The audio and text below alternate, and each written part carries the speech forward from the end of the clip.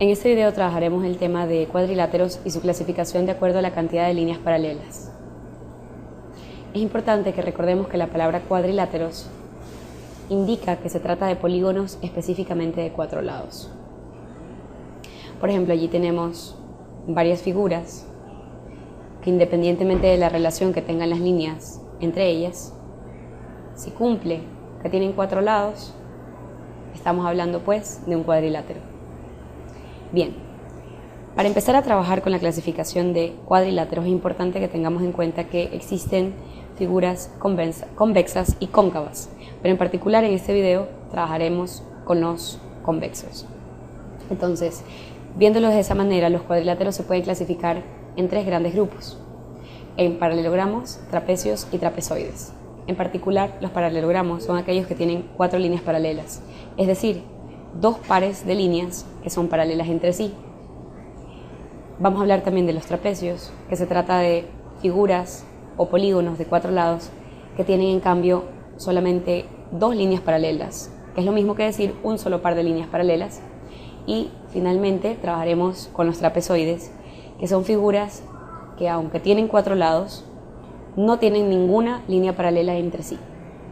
Bien, dentro del grupo de los paralelogramos, es decir, de las figuras que tienen 2 pares de líneas paralelas entre sí, encontramos a los rombos, los cuadrados, romboides y rectángulos. En cambio, dentro del grupo de los trapecios, es decir, las figuras que tienen apenas 2 líneas paralelas o un par de líneas paralelas, están los trapecios escalenos, isósceles y los rectángulos. Los trapezoides también tienen su distinto tipo de clasificación, pero no lo trabajaremos ese tema en este video. Bien, podemos ya empezar a analizar las características dentro de las figuras que se encuentran dentro del grupo de los paralelogramos. Vamos a empezar trabajando con el rombo y el cuadrado. El rombo en particular es una figura que, como vimos en clase, se puede dibujar siempre y cuando tengamos el cuidado de que una vez que trabajamos, que dibujamos, sea bien una diagonal menor o una diagonal mayor, entre ellas tiene que haber una intersección que sea específicamente perpendicular. Eso quiere decir que se forme un ángulo de 90 grados entre ellas.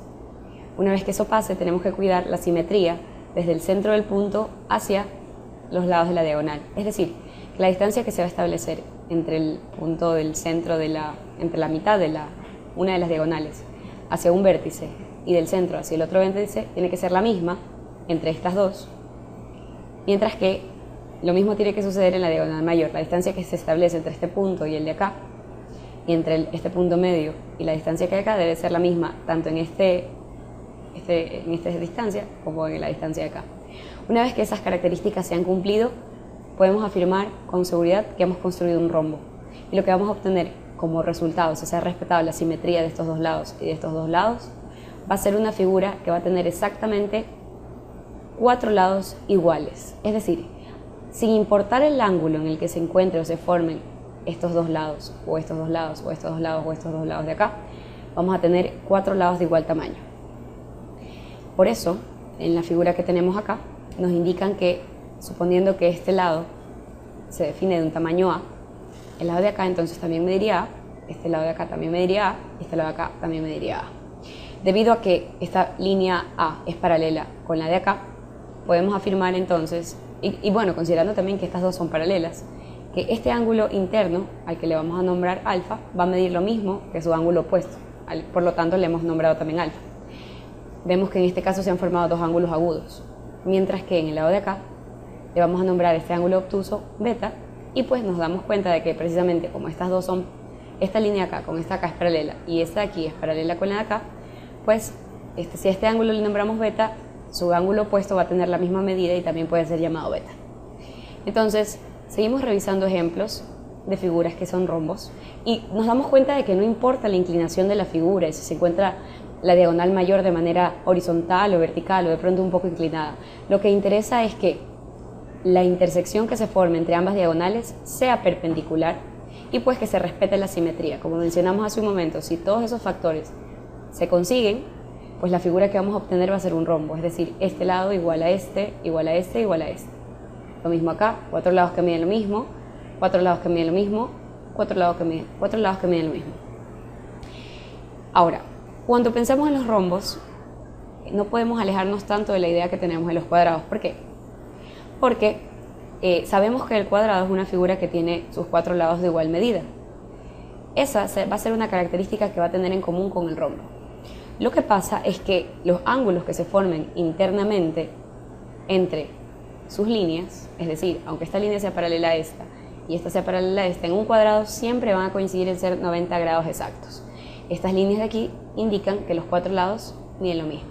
Entonces, nos damos cuenta de que los cuadrados, al igual que los rombos, no importa si están ubicados de manera inclinada, lo que importa aquí es que sus líneas, al unirse las dos paralelas de aquí con las dos paralelas de acá, formen ángulos de 90 grados exactos. En la medida en la que los cuadrados no cumplan con lo de los 90 grados, podríamos estar hablando de rombos, ya no de cuadrados. La particularidad de estas figuras es precisamente los 90 grados en las esquinas, aunque ambas figuras tengan 4 lados iguales. Bien, ya hemos encontrado un par de semejanzas entre el rombo y el cuadrado. Ahora vamos a trabajar un poco con los romboides y los rectángulos. El romboide es una figura que se parece un poco al rombo. 4 lados iguales, 2 pares de paralelas, o podemos decir 4 líneas paralelas. La diferencia va a ser que estas 2 paralelas que tenemos aquí, a las que hemos nombrado A, van a ser distintas a las otras 2 paralelas que hemos nombrado B. Es decir, van a tener distintos tamaños. ¿Por qué no podemos decir o afirmar que exista ningún romboide que tenga los 4 lados iguales? Porque si no, ya estaríamos hablando de un rombo.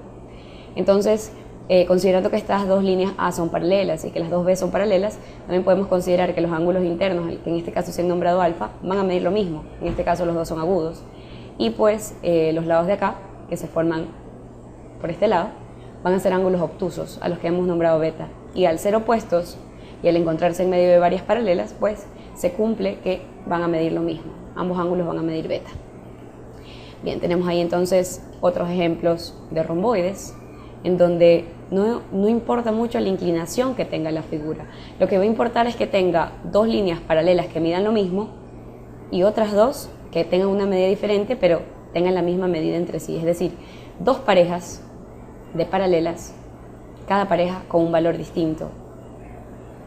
Tenemos allí varios ejemplos de romboides. Ahora, vamos a ver qué relación tienen los romboides con los rectángulos.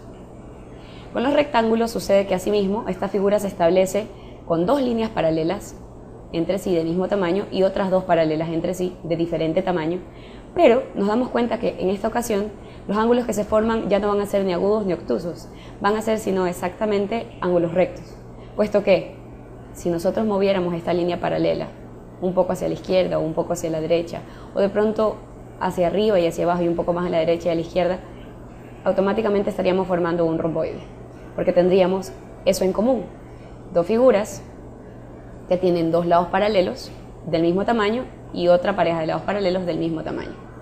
Asimismo, para considerar una figura rectángulo, no importa la inclinación, sino más bien el ángulo interno que se forma entre estas figuras. Como nos damos cuenta, son 4 ángulos rectos. Y pues bueno, lo que tienen en común el romboide y el rectángulo es que se trata de figuras que tienen 2 pares de lados iguales. Ahora, si regresamos un poco a comparar el romboide con el rombo, nos damos cuenta de que tanto el romboide como el rombo tienen ángulos agudos y obtusos, mientras que el rectángulo y el cuadrado obligatoriamente tienen que tener ángulos rectos dentro de sí. Si no, no podemos hablar de cuadrados o rectángulos. Habría que analizar la situación y ver si se trata de un rombo o un romboide. Esto con respecto a las figuras que se llaman paralelogramos y que se forman con 4 líneas paralelas o 2 pares de líneas paralelas. Ahora vamos a revisar las figuras que se forman solamente con un par de líneas paralelas, es decir, los trapecios. Bien, dentro de los trapecios existe también otra subclasificación en donde podemos encontrar a los de tipo rectángulo, isósceles o escaleno.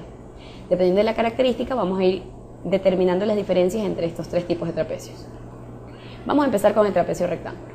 Sabemos que todos los trapecios se forman con 2 líneas paralelas, pero este trapecio en particular, una vez que ha tenido sus 2 líneas paralelas de distinto tamaño, se va a llamar la pequeña base menor la más grande, base mayor, y el trapecio rectángulo en particular va a tener uno de sus lados que va a cumplir la siguiente condición. El ángulo que forma con la otra línea va a ser un ángulo recto.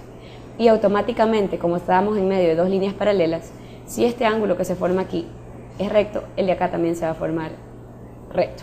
Entonces, es imposible que en un trapecio rectángulo encontremos solo un ángulo recto, siempre vamos a encontrar dos. A partir de allí nos damos cuenta de que no importa si la inclinamos, si la vemos de un ladito o de otro, si la figura cumple que tiene su base mayor, base menor, y una de las líneas que la cruzan a esos paralelos, que intersectan con esos paralelos, forman ángulos de 90 grados, los dos ángulos rectos, pues tenemos allí trapecios rectángulos. En cambio, cuando vemos a los trapecios isósceles, va a pasar algo diferente. Aunque el trapecio se forme con dos paralelas y una base mayor, una base menor, estas líneas que intersectan con las paralelas van a tener igual medida. Eso no sucede con el trapecio rectángulo. En el trapecio isósceles, las líneas que no son paralelas tienen igual medida. Asimismo, no importa el ángulo en el que estén inclinadas, siempre y cuando tengan dos paralelas y las líneas que no sean paralelas tengan el mismo tamaño, se va a tratar de un trapecio isósceles. Revisemos aquí, dos líneas paralelas, base mayor, base menor, de igual tamaño. Base mayor, base menor, de igual tamaño. Base mayor, base menor, y las otras dos líneas son de igual tamaño. Bien, finalmente, a los trapecios que no encajan, pues, ni en los trapecios isósceles con lados iguales o en los trapecios rectángulos formando ángulos rectos, nos quedan los trapecios escalenos. Se trata de trapecios cuya base mayor y base menor son paralelas, miden distinto tamaño, pero el tamaño de las otras dos líneas que intersectan con las paralelas son diferentes. Por eso en esta figura tenemos que A es distinto de B, es decir, el tamaño de sus segmentos de recta son diferentes, y C también es distinto de C. Asimismo, en esta figura no importa la inclinación en el que aparezca, si cumple que tiene dos líneas paralelas que intersectan con otras que son de distinto tamaño, estamos hablando ya de trapecios escalenos.